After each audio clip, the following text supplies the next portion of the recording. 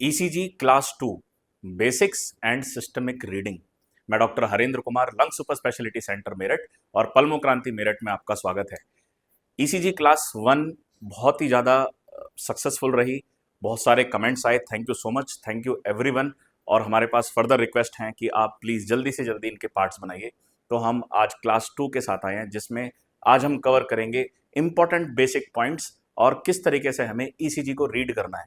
अगर हम ये सिस्टमैटिक तरीके से चलेंगे तो हम कुछ मिस नहीं करेंगे ईसीजी के ऊपर। तो आइए चलते हैं। तो सबसे पहले हम मोस्ट इंपॉर्टेंट पार्ट देखते हैं कि राइट जो हमारा हार्ट रहता है, हार्ट के अंदर 4 चैम्बर होते हैं। ये बहुत बेसिक चीज मैं आपको बता रहा हूँ। हार्ट के अंदर 4 चैम्बर होते हैं। एक होता है राइट एट्रियम, एक होता है राइट वेंट्रिकल, लेफ्ट एट्रियम और लेफ्ट वेंट्रिकल। तो 2 एट्रिया होते हैं। ये हमारा हो गया atrium, left atrium, right atrium. और 2 वेंट्रिकल होते हैं, लेफ्ट वेंट्रिकल और राइट वेंट्रिकल। राइट एट्रियम में, जैसा कि हम जानते हैं कि हार्ट का काम क्या होता है, हार्ट का काम होता है ब्लड को पंप करना। ये एक पंपिंग मैकेनिज्म है हमारी बॉडी का। फेफड़े का काम क्या होता है? फेफड़े का काम होता है एनवायरनमेंट से ऑक्सीजन को बॉडी के अंदर लेना और उसको खून की नलियों में डालना, ब्लड वेसल्स में डालना। अब उस खून का जो सप्लाई होता है पूरी बॉडी के अंदर, वो करता है हार्ट। तो राइट हार्ट जो होता है वो ब्लड को रिसीव करता है। राइट हार्ट जो होता है वो ब्लड को रिसीव करता है। और जो लेफ्ट हार्ट होता है, लेफ्ट वेंट्रिकल स्पेशली, वो ब्लड को पूरे सिस्टमिक सर्कुलेशन में, मतलब पूरी बॉडी में सर्कुलेट करता है। तो ये एक इंपॉर्टेंट पॉइंट है। तो राइट हार्ट कौन से ब्लड को लेगा? जिस ब्लड में ऑक्सीजन कम है, मतलब उसकी ऑक्सीजन यूज हो गई है। अब वो ब्लड राइट हार्ट में आएगा, राइट हार्ट से वो लंग्स में जाता है। लंग्स के अंदर जब वो ब्लड जाएगा, फेफड़े ने ऑक्सीजन को लिया और उस खून में डाल दिया। नाउ ये ऑक्सीजनेटेड ब्लड ये जाएगा हमारा लेफ्ट एट्रियम में, लेफ्ट एट्रियम से लेफ्ट वेंट्रिकल के अंदर और लेफ्ट वेंट्रिकल से आयोटा के थ्रू पूरी बॉडी के अंदर सर्कुलेट हो जाएगा। तो घूम फिर के बात कहां पर आ गई कि हार्ट का काम क्या होता है? हार्ट का काम होता है ब्लड को पंप करना। तो ये हमारी बॉडी का पंप है। अगर ये काम ना करे तो ब्लड सर्कुलेशन नहीं होगा, बीपी डाउन हो जाएगा और जगह जगह ऑक्सीजन की कमी हो जाएगी क्योंकि सप्लाई नहीं हो रही है। ओके। तो जो हमारा हार्ट है वो 4 चैम्बर में डिवाइड होता है, 2 एट्रियम और 2 ventricle. Right atrium, left atrium, right ventricle और लेफ्ट वेंट्रिकल। तो जो अब ये देखिए, राइट एट्रियम के अंदर जो अपर बॉडी का ब्लड है, जो upper half of the body का ब्लड है, वो आता है ऐसे सुपीरियर वेना केवा से। वो आता है superior vena cava, SVC, superior vena cava. और जो इंफीरियर बॉडी का ब्लड है वो आता है हमारा इंफीरियर वेना केवा। तो सुपीरियर वेना केवा से ब्लड आएगा राइट एट्रियम में, इंफीरियर वेना केवा से आएगा ब्लड आएगा राइट एट्रियम।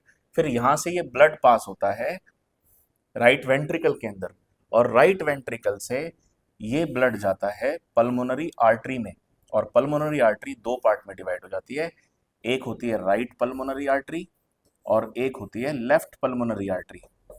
मतलब कि ये ब्लड जाएगा हमारा लंग्स के अंदर, लंग्स के अंदर। तो ये जाएगा पल्मोनरी सर्कुलेशन में। अब राइट वेंट्रिकल से लंग्स में, फिर यहां से ब्लड ऑक्सीजनेट होके आएगा। फिर यहां से ब्लड ऑक्सीजनेट होके आएगा 4 पल्मोनरी वेन से। देर आर 4 पल्मोनरी वेन्स जो हमारी ड्रेन करती है लेफ्ट एट्रियम में। So these are the pulmonary veins. तो ये ऑक्सीजनेटेड ब्लड को लेके आया और उसने लेफ्ट एट्रियम में दे दिया। अब लेफ्ट एट्रियम से ब्लड किस में आया? लेफ्ट वेंट्रिकल में। और लेफ्ट वेंट्रिकल से ये ब्लड पास होता है आयोटा के थ्रू, आयोटा के थ्रू सिस्टमिक सर्कुलेशन में, सिस्टमिक सर्कुलेशन।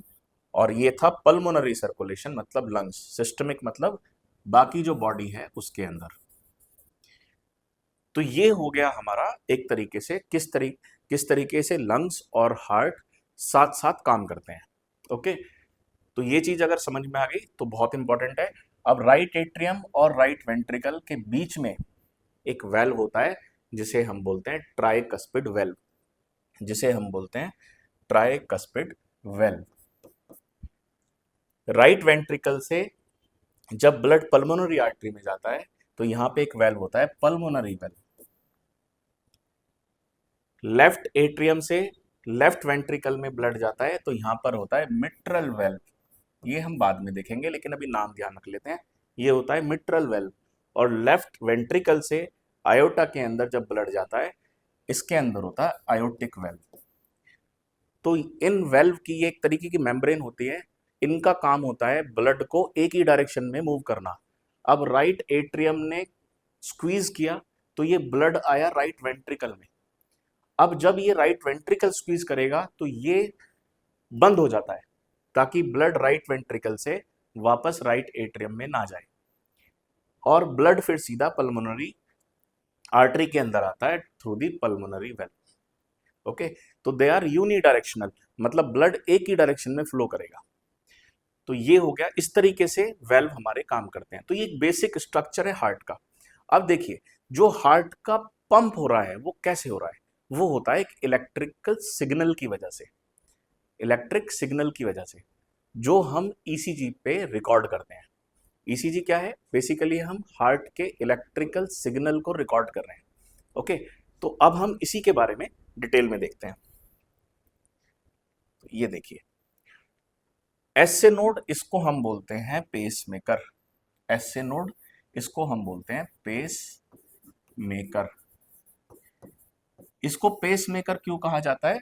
बिकॉज ये ऑटोनॉमिक पल्स जनरेट करता है, इलेक्ट्रिकल सिग्नल जनरेट करता है।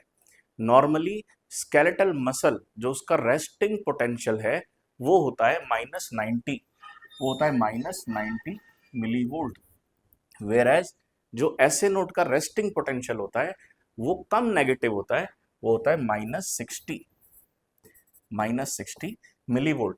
तो रेस्टिंग पोटेंशियल कम है, इसी वजह से ये ऑटोमेटिक इम्पल्स को जनरेट करता रहता है, जिसकी वजह से इसको पेस मेकर कहा जाता है। मतलब एसए नोड यहां से इम्पल्स जनरेट करता है राइट एट्रियम के अंदर और लेफ्ट एट्रियम के अंदर। तो जब हमारा एट्रिया डीपोलराइज होता है, मतलब जब इसने सिग्नल को भेजा तो यहां पर डीपोलराइजेशन हुआ मसल के अंदर, जिसके बाद मसल कॉन्ट्रैक्ट करती है। सो एट्रियल डीपोलराइजेशन एसए नोड में हमें दिखता है। एसए नोड से जब इंपल्स निकलेगी एट्रिया के अंदर तो सबसे पहले जो हमें इंपल्स, जो पल्स दिखती है, that is the atrial depolarisation, और वो होता है पी वेव। सो पी वेव रिप्रेजेंट करता है एट्रियल डीपोलराइजेशन को। मतलब अभी हमारी जो इंपल्स है वो एट्रिया के अंदर है, राइट एट्रियम और लेफ्ट एट्रियम। अब इस चीज से देख सकते हैं कि जो पी वेव होती है उसमें दो पार्ट होते हैं। अगर हम इसको डिवाइड करेंगे तो जो इनिशियल पार्ट है वो है अपना राइट एट्रियम का, that is the right atrium. Whereas जो बाकी का पार्ट है that is the left atrium. So P wave के अंदर दो पार्ट होते हैं, एक होता है हमारा राइट एट्रियम का और एक होता है हमारा लेफ्ट एट्रियम का। सो पी वेव डिनोट करता है एट्रियल डीपोलराइजेशन को। अब ये इंपल्स जनरेट होके, तो सबसे पहले एट्रिया डीपोलराइज हुआ, फिर ये इंपल्स जाती है एवी नोड पर। एवी नोड पर फिर एवी नोड से इंपल्स जनरेट होके जाती है बंडल ऑफ हिस। ये देखिए, एक बंडल ऑफ हिस। तो ये इंपल्स हमारी जा रही है बंडल ऑफ हिस पर। फिर ये बंडल ऑफ हिस से दो पार्ट में डिवाइड हो जाते हैं, एक होता है left bundle branch, left bundle branch, और एक होता है राइट बंडल ब्रांच। मतलब वेंट्रिकल डीपोलराइजेशन, मतलब वेंट्रिकल का डीपोलराइजेशन। अब वेंट्रिकल कॉन्ट्रैक्ट करेंगे तो right bundle branch, left left bundle branch. और जब ये मसल्स में जाता है तो वो जाता है पुरकिंजे फाइबर्स के through, that is the पुरकिंजे fibres. तो पी वेव हो गई हमारी एट्रियल डीपोलराइजेशन। फिर यहां से थोड़ा सा ये पॉज आता है, ये जो पॉज आया है this is AV node junction. ये वाली जो लाइन रिप्रेजेंट करती है, ये रिप्रेजेंट करती है एवी नोड जंक्शन। बेसिकली ये ब्रेक पॉइंट है। बेसिकली क्या है, एवी नोड एक ब्रेक पॉइंट है, एक चेक पॉइंट है कि अगर एसए नोड ने या एट्रियम ने कोई भी गलती करी है तो एवी नोड उसे करेक्ट करता है। मतलब अगर एट्रिया में 2 या 3 इंपल्स जनरेट हो गई तो वेंट्रिकल का काम होता है, क्योंकि वो ज्यादा तेजी से पंप नहीं कर सकता, अगर एसए नोड ने एक पल्स भेजी तो वेंट्रिकल एक बार कॉन्ट्रैक्ट करेगा। अगर एसए नोड ने 4 पल्स एक साथ भेज दी बट वेंट्रिकल हमारा एक ही बार कॉन्ट्रैक्ट करता है, तो ये कंपनसेटरी मैकेनिज्म होता है। तो ये जो चेक पॉइंट लगाता है, ये लगाता है एवी नोड, बहुत इंपॉर्टेंट है। तो एवी नोड, अगर एवी नोड जंक्शन पे कोई अबनॉर्मलिटी हो जाए तो ब्लॉकेज हो जाता है, हार्ट ब्लॉक जिसको हम बोलते हैं। बिकॉज हार्ट ब्लॉक का मतलब क्या हो गया कि ऊपर से पल्स इंपल्स नीचे तक नहीं आ रही है। तो वो हम आगे देखेंगे क्योंकि आज हम सिर्फ बेसिक्स पर हैं। तो इंपॉर्टेंट पॉइंट क्या हो गया, एवी नोड क्या है, ये एक जंक्शन पॉइंट है। फिर इसके बाद आती है आपकी क्यू वेव। जैसे ही क्यू वेव स्टार्ट होती है, सो दैट क्यू वेव, यहां पर हमारा बंडल ऑफ हिस और बंडल ब्रांच और ये वेंट्रिकल डीपोलराइजेशन। तो क्यू वेव, फिर ये होती है अपनी आर वेव और फिर ये होती है अपनी एस वेव। तो S Q R S represent करता है ventricle depolarisation. P wave represent करती है एट्रियल डीपोलराइजेशन। ये हमारी है P wave, this is P wave, ये क्यू आर एस वेव। अब क्यू आर एस, अब यहां पर आ गया अपना वेंट्रिकल रिपोलराइजेशन स्टार्ट होता है, इसको हम बोलते हैं जे पॉइंट, इसको हम बोलते हैं जे पॉइंट। और यहां से फिर ये टी वेव निकलती है। सो टी वेव रिप्रेजेंट करता है वेंट्रिकल, टी वेव रिप्रेजेंट करता है वेंट्रिकल रीपोलराइजेशन, वेंट्रिकल रीपोलराइजेशन। तो देखिए, जब हार्ट ने कॉन्ट्रैक्ट किया, मतलब मसल जब कॉन्ट्रैक्ट करी, सो दैट इज डीपोलराइजेशन। लेकिन उसके बाद वो रिलैक्स करता है, क्योंकि हार्ट का काम क्या है, राइट एट्रियम में ब्लड आया, ब्लड आने के बाद उसने क्या करा, उसने कॉन्ट्रैक्ट किया, फिर ये नीचे का खुला, राइट वेंट्रिकल खुला, उसने ब्लड को रिसीव किया, फिर ये कॉन्ट्रैक्ट करेगा, ये खुलेगा। तो ये इस तरीके से चलता रहता है। तो राइट एट्रियम जैसे कॉन्ट्रैक्ट करेगा, सो दैट इज डीपोलराइजेशन। फिर जब वो रिलैक्स फॉर्म में जाएगा, रिलैक्सेशन में जाएगा, that is repolarisation. So similarly ventricle depolarisation represent करता है क्यूआरएस। तो अगर क्यूआरएस वेव के अंदर, क्यूआरएस कॉम्प्लेक्स के अंदर अगर कोई एबनॉर्मेलिटी है, इट मींस कि वेंट्रिकल के अंदर प्रॉब्लम आई है। अगर पी वेव के अंदर एबनॉर्मेलिटी है, इट मींस एट्रिया के अंदर प्रॉब्लम आई है। इस चीज से हम समझ पाते हैं कि कौन से हार्ट में प्रॉब्लम आ रही है, एट्रियम के अंदर या वेंट्रिकल के अंदर। और जैसे ही क्यूआरएस खत्म होता है, जे पॉइंट से स्टार्ट हो जाता है वेंट्रिकल रीपोलराइजेशन, मतलब वो रिलैक्स करता है। तो रिलैक्सेशन में प्रॉब्लम आ रही है या कॉन्ट्रैक्ट में प्रॉब्लम आ रही है, यही चीज हम ईसीजी पे पता करते हैं। हार्ट अटैक, उस एरिया के अंदर ब्लड सप्लाई नहीं हो रही, वो हम सारी डिटेल में देखेंगे। आज हमारा मेन पॉइंट है बेसिक्स को कवर करना। तो आई थिंक ये चीज समझ में आ गई होगी। So P wave is atrial depolarisation, AV node is the junctional point, check point, whereas QRS complex is ventricle depolarization, T wave is ventricle repolarization। और फिर उसके बाद वापस से यही चीज स्टार्ट होती है। सो आई थिंक ये एक बेसिक कंसेप्ट आपको समझ में आ गया होगा कि किस तरीके से हमारा हार्ट काम करता है, कैसे ये सिंक्रोनाइज करता है लंग्स के साथ। ओके, चलिए अब हम आगे चलते हैं। अब जब हम ईसीजी लीड लगाते हैं, तो ईसीजी लीड में अब जब हम ईसीजी करते हैं, तो ईसीजी करते वक्त मैंने जैसे पहले की वीडियो में बताया कि 6 प्रीकॉर्डियल लीड्स रहती है, चेस्ट लीड्स रहती हैं। तो 6 हमारी चेस्ट लीड रहती हैं, चेस्ट लीड्स। 3 हमारी लिम्ब लीड्स रहती हैं, लिम्ब लीड्स, इनको हम बाइपोलर लीड भी बोलते हैं, बाइपोलर लीड्स। और 3 हमारी ऑगमेंटेड लीड्स रहती हैं, ऑगमेंटेड लीड्स, ये यूनिपोलर होती हैं, दीज आर यूनिपोलर। ये मैं आपको पहले बता चुका हूँ। जो चेस्ट लीड है ये हॉरिजॉन्टल प्लेन में देखते हैं, वेराज जो लिम्ब लीड है और ऑगमेंटेड है ये फ्रंटल प्लेन में देखते हैं। ओके, तो अब जब हम पेशेंट को लीड लगाते हैं तो उसका एक निमोनिक होता है ओ बी जी वाई। ओ से ऑरेंज, बी से ब्लैक, जी से ग्रीन, ये कोड्स होते हैं, और वाई से येलो। तो ये आपको निमोनिक याद रखना है, कभी भी आप कंफ्यूज नहीं होगे ईसीजी को लगाते वक्त। जब हम लीड लगाते हैं तो ओ से ऑरेंज जो आपके राइट हैंड पे लगेगा, बी से ब्लैक जो न्यूट्रल पॉइंट जिसे हम कहते हैं वो आपके राइट फुट पे लगेगा, ग्रीन लेफ्ट फुट, और yellow left hand, left wrist पे लगता है। तो ओबीजीवाई इस तरीके से हम लीड्स लगाते हैं। और प्रीकॉर्डियल लीड्स कैसे लगते हैं, ये डायग्राम आप देख सकते हैं।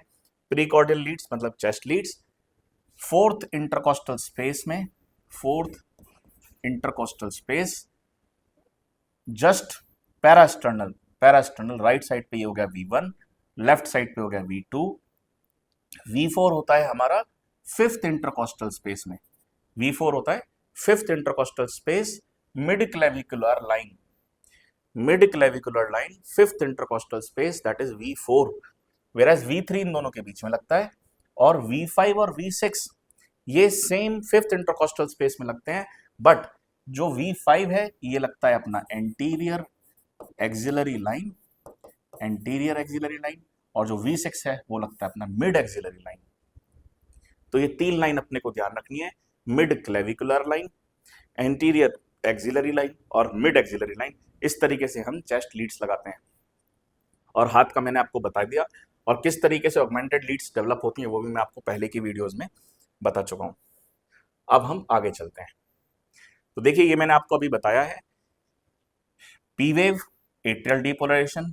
सो this is P R interval. P R interval represent करता है beginning of P wave to the beginning of Q beginning of Q wave, ये होता है हमारा पी आर इंटरवल।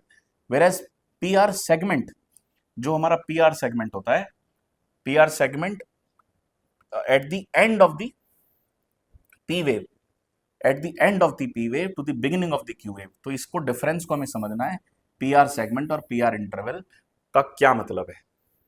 और this is Q R S जो मैंने आपको बताया, Q R S complex, this is Q R S duration, ये हमारा हो गया J point, this is J point, और यहां से जब बिगिनिंग होती है तो this is S T segment. बहुत इंपॉर्टेंट है एस टी सेगमेंट, कभी कभी हमें यू वेव दिखती है, अभी हम इसके बारे में बात नहीं करेंगे। और बहुत इंपॉर्टेंट चीज है, एक क्यूआरएस से दो क्यूआरएस के बीच में जो इंटरवल होता है that is called as the R R interval. इसको हम यूज करेंगे, ये बहुत काम आने वाला है। ओके, अब हम सबसे इंपॉर्टेंट स्लाइड पर आते हैं जो हमें बहुत ही ज्यादा हेल्प करने वाली है अपने आगे की सीरीज में। तो देखिए सबसे पहले आप ये समझिए कि जो ईसीजी इस तरह का पेपर दिखता है जिसके अंदर लार्ज बॉक्स होते हैं और स्मॉल बॉक्स होते हैं। तो ये हमने एक लार्ज बॉक्स उठा लिया, लार्ज बॉक्स, और इसके अंदर इस तरीके से स्मॉल बॉक्स होते हैं, 1 2 3 4 5। तो जो एक स्मॉल बॉक्स होता है, अगर हम हॉरिजॉन्टल लाइन में देखें, एक वर्टिकल लाइन होती है, एक हॉरिजॉन्टल लाइन होती है। तो जो वर्टिकल लाइन होती है उसमें मिली वोल्ट रहता है, वेयर जो हॉरिजॉन्टल लाइन होती है वो टाइम की रहती है।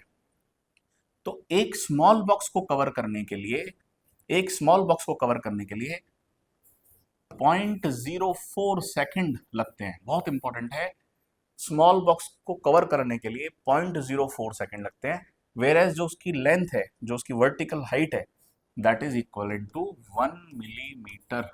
बहुत इंपॉर्टेंट है, स्मॉल स्क्वायर टाइम कवर कितना होता है 0.04 सेकंड, वेरेज जो लेंथ है वो हो गया अपना 1 मिलीमीटर। बहुत ज्यादा इंपॉर्टेंट है, सारे क्राइटेरियाज इसी के ऊपर है और हम यही छोड़ देते हैं।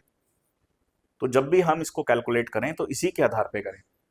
तो एक पूरे लार्ज बॉक्स को कवर करने के लिए कितना टाइम लगेगा, 0.04 को आप 5 से मल्टीप्लाई कर दीजिए, तो ये आ जाएगा 0.20 सेकेंड। 0.20 सेकेंड, इसको बहुत अच्छे से याद रखना है, बहुत ही ज्यादा अच्छे से याद रखना है। अब देखिए, तो लास्ट पॉइंट है कि अब हम सिस्टमिक रीडिंग कैसे करें। अब देखिए, सिस्टमिक रीडिंग के लिए मैं आपको जस्ट आज एक पॉइंट्स बता देता हूं कि किस तरीके से हमें ईसीजी रीड करना है। इसकी डिटेल हम नेक्स्ट वीडियो में देखेंगे। तो ईसीजी को रीड करने के लिए क्या इंपॉर्टेंट पॉइंट्स हैं। सबसे पहला है आपका रेट। आप सबसे पहले रेट देखिए। दूसरा आप रिदम देखिए, रिदम प्लस इंटरवल देखिए।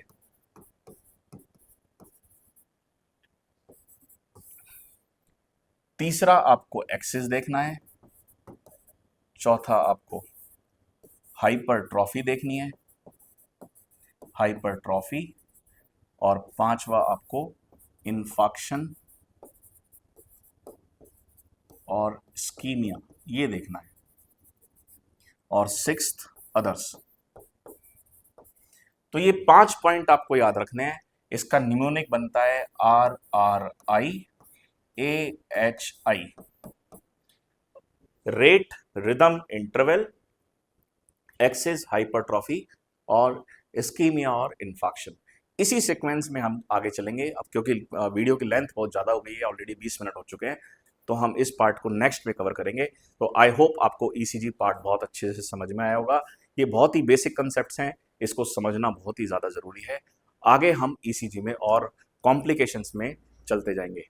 तो मेरे साथ आप बने रहिए और इसी तरीके से मेरे को फॉलो करते रहिए, सब्सक्राइब करते रहिए। ईसीजी, एबीजी, एक्सरे, वेंटिलेटर और पल्मोनरी मेडिसिन के कुछ टॉपिक्स हैं जो हम कवर कर रहे हैं। सो और भी इंफॉर्मेटिव वीडियोस के साथ आप देखते रहिए। So thank you so much.